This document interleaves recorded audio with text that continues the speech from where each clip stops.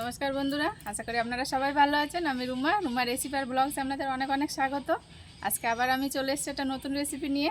আজকে বানাবো ল্যাংচা, শক্তিগড়ের ল্যাংচা, কিন্তু আমি বানাবো ঘরোয়া পদ্ধতিতে একদম, যেটাতে ছানা দুধ কিছুই লাগবে না।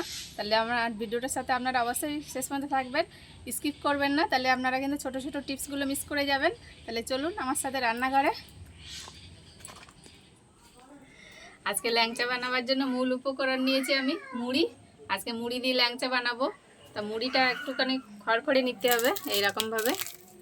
নরম মুড়ি নিলে কিন্তু হবে না। তো এই মুড়ি দিয়ে আমি ল্যাংচা বানাবো। তবে মুড়িটা আগে গুঁড়ো করে নেব, আপনারা চাইলে শিলপাটাতেও করতে পারেন। তবে আমি মিক্সি নিয়ে নিয়েছি, মিক্সির মধ্যে গুঁড়ো করে নেব। এরকম একটা বড় মিক্সির জার নিয়ে নিয়েছি, দিয়ে দেবো মুড়িগুলো।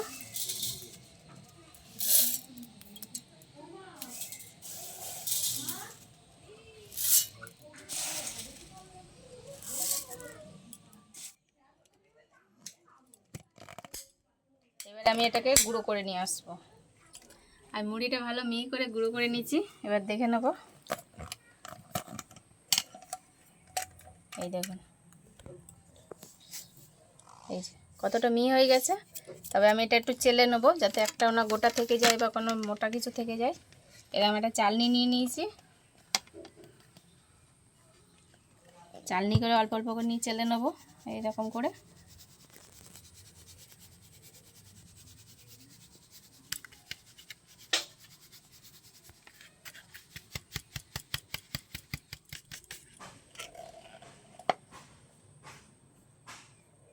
সবগুলো একসাথে ভালো করে চেলে নেব।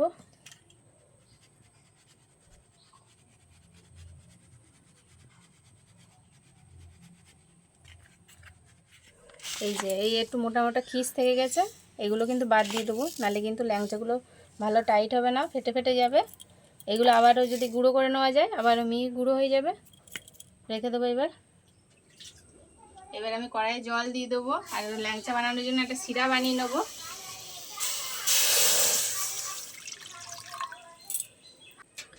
এই যে পরিমাণে চিনি নিয়েছি, দিয়ে দেবো। দুটো এলাচ ফাটিয়ে দিয়েছি, দিয়ে দেবো। এবার ভালো করে নেড়ে চিনিটা গলিয়ে একটা শিরা বানিয়ে নেব।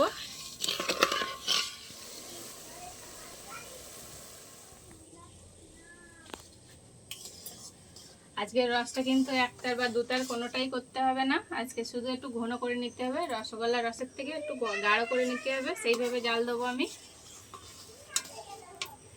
এই দেখুন, এখনো হয়নি, আর একটুখানি ফুটিয়ে নেব।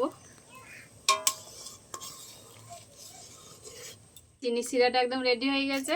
এইরকম ঘনত্বে আমি নামিয়ে নেবো। এই দেখুন, আর কালারটাও চেঞ্জ হয়ে গেছে, অনেকটাই ঘন হয়ে গেছে। ল্যাংচা রসের মতো রেডি হয়ে গেছে আমার শিরা। নামিয়ে নেবো এবার।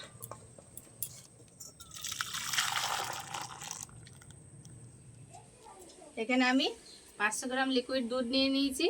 এই দুধটা একই কড়াই আমি দিয়ে দেবো।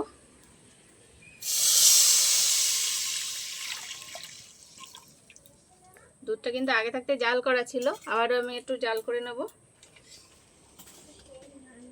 দুধটা আমার আবারও ফুটে গেছে। এবার আমি দুধের মধ্যে 1 চামচ ঘি দিয়ে দেবো। এই যে,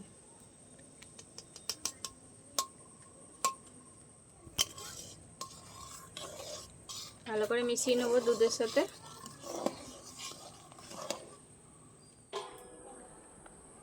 এবার দুধের মধ্যে আমি এই মুড়ির ছাতু দিয়ে দেবো। এগুলো কিন্তু মুড়ির ছাতু আমরা ছোটোবেলায় খেয়েছি, বা এগুলো কিন্তু ছাতু করেও খাওয়া যায়। এবার দিয়ে দেবো আমি দুধের মধ্যে।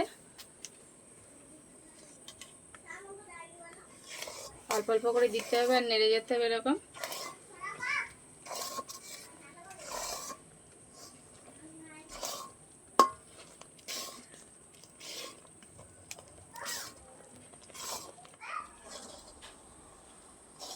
এরকম করে নেড়ে নেড়ে একটা ডো বানিয়ে নিতে হবে।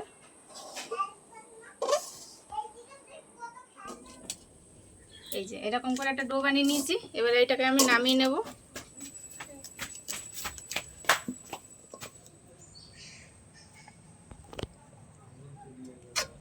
এরকম একটা শক্ত ডো বানিয়ে নিয়েছি। এবার এটা একটু ঠান্ডা করে নেব। এটা এটা একটু ঠান্ডা হওয়া পর্যন্ত অপেক্ষা করব। এবার আমি এতে কিছু উপকরণ মিশিয়ে দেবো। নিয়েছি 2টো এলাচ, এই যে দানাগুলো বের করে নিয়েছি, আর এইগুলো ফেলে দেবো।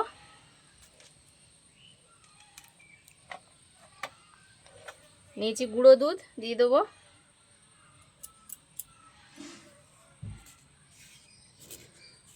আর দিয়ে দেবো আমি বেকিং সোডা, এই যে এরকম 1 চিমটি দিয়ে দেবো। এবার ভালো করে সব একসাথে মিশিয়ে নেবো, আর ডোটা ভালো করে মেখে একটা শক্ত ডো বানিয়ে নেবো। আমি ভালো করে হাতে এরকম করে বেটে নেবো ডোটা, তাহলে সব উপকরণগুলো একদম ভালো মিশে যাবে।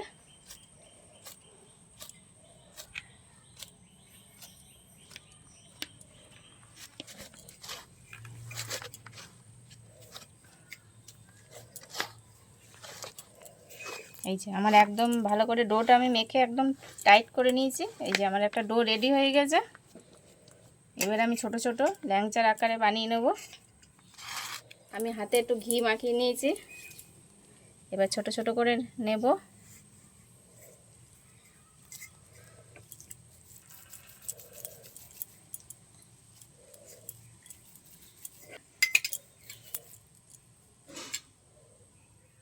এই যে এরকম একটা ল্যাংচার আকারে বানিয়ে নিয়েছি, এবার রেখে দেবো। একই রকমভাবে সবগুলো বানিয়ে নেব। আমাদের তো মিষ্টি করছে।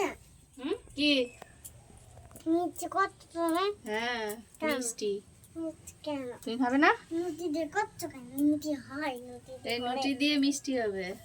মিষ্টি দিয়ে মিষ্টি হয় না। হ্যাঁ হয়। না বলছি না। হয় তো। না। তুমি খাবে তো? না খাবো না। তা কি করবে? না খেয়ে থাকবো। না খেয়ে থাকবে? কেউ থাকে না খেয়ে? একটা খাবে। হ্যাঁ তুই খাবো না বলছি না। কই দেখে কি ওগুলো পাতা কি হবে? ঠাড়া করবো কি করবো? ও করো। দিয়ে দেবো। কি করবো তারা?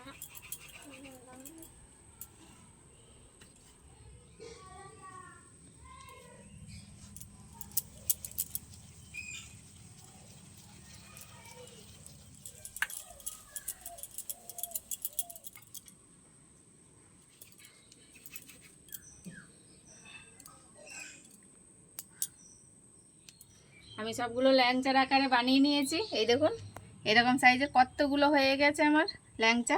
এবার এগুলো সাইডে রেখে আমি উনুন ধরিয়ে দেবো। হ্যাঁ তেলে হ্যাঁ রাখলে পিঁপড়ে হয়, ঘরে রাখলে পিঁপড়ে হয় না। এখানেই পিঁপড়ে হয়। কেন? কেন কি করে হয়? ওই পিঁপড়ে চলে আসে খাওয়ার জন্য। তেল মিষ্টি লাগে ওদের। নিচে কেন এখানে ডাকো কেন গো? ঘরে রাখবো রান্না করে। কার? আমাদের। তোকে রান্নাঘরে রাখবো? না আমাকে না, এই বাসনগুলো। এবার আমি কড়াই তেল দিয়ে দেবো।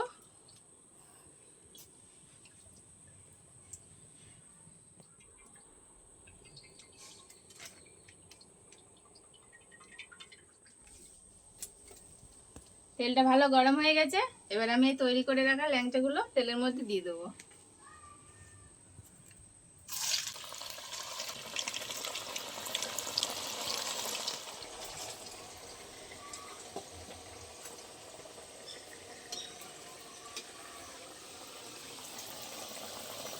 এবার আমি ল্যাংচাগুলো একবার উল্টিয়ে দেবো। এই দেখুন এক প্লেট করে কিরকম কালার হয়ে গেছে।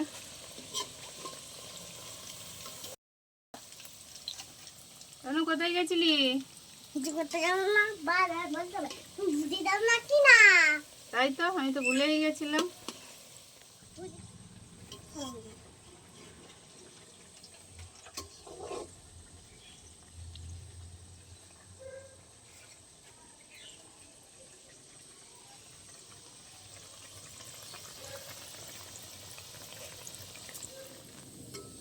বাড়িতে এরকম মুড়ি থাকলে আপনারাও যখন তখন ল্যাংচা বানিয়ে খেতে পারবেন। এর জন্য কোনো ছানার প্রয়োজন নেই, একদম কম উপকরণের ঘরোয়া উপকরণ দিয়ে হয়ে যাবে। এই যে এরকম না দেখলে আপনারা বিশ্বাসই করবেন না, অবশ্যই একদিন বানিয়ে খেয়ে দেখবেন।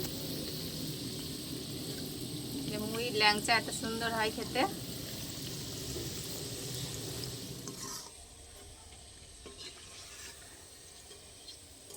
এই দেখুন ল্যাংচাগুলো আমি এইরকম রং করে ভেজে নিয়েছি। এবার আমি তুলে রসের মধ্যে দিয়ে দেবো। এই যে গরম গরম একদম রসে দিয়ে দেবো আগে।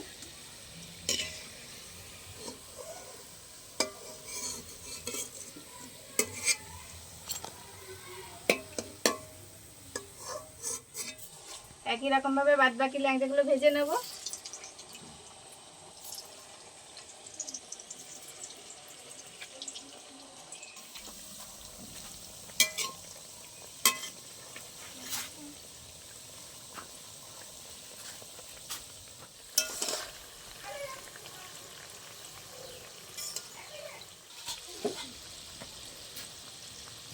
এক এক করে আবারও তুলে নেবো, ভাজা হয়ে গেছে।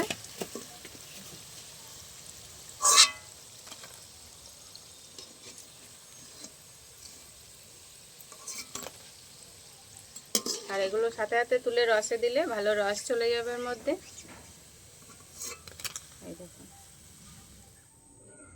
আমার ল্যাংচাগুলো সব ভাজা হয়ে গেছে, আর এই খুদে তো ছাড়ছে না।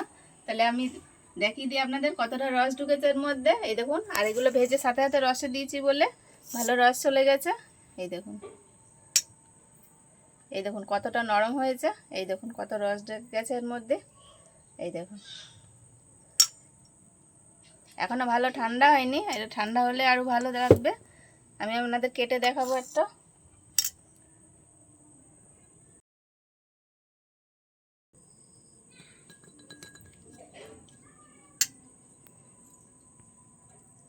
এই দেখুন কতটা নরম হয়েছে, পুরোটা ভালো রস গেছে এর মধ্যে। এই দেখুন বাইরেটা কতটা ক্রাঞ্চি আর ভেতরটা একদম নরম, কেউ দেখে বুঝতেই পারবে না এটা মুড়ির ল্যাংচা হয়েছে। এই দেখুন প্রত্যেকটা এরকম ভালো রস গেছে এর মধ্যে, আরও থাকলে ভালো রস যাবে। আমি তো এখন বিকেলবেলা বানিয়েছি, যদি সারা রাত এর মধ্যে থেকে যায় তাহলে একদম ভালো রস যাবে, আরও ভালো। এই দেখুন কতটা নরম হয়েছে। এই দেখুন, এই যে একদম রস গেছে এর মধ্যে অনেকটা করে। তো ভিডিওটার সাথে শেষ পর্যন্ত থাকার জন্য অনেক অনেক ধন্যবাদ। আর এরকম নিত্য নতুন ভিডিও পাওয়ার জন্য অবশ্যই আমার চ্যানেলটা লাইক করে সাবস্ক্রাইব করে রাখবেন। আর ফেসবুক থেকে দেখলে অবশ্যই ফলো করে রাখবেন। দেখা হচ্ছে আবার কোনো নতুন ভিডিওর সাথে। তত সময় আপনারা ভালো থাকবেন, সুস্থ থাকবেন। টাটা। টাটা দিয়ে দাও।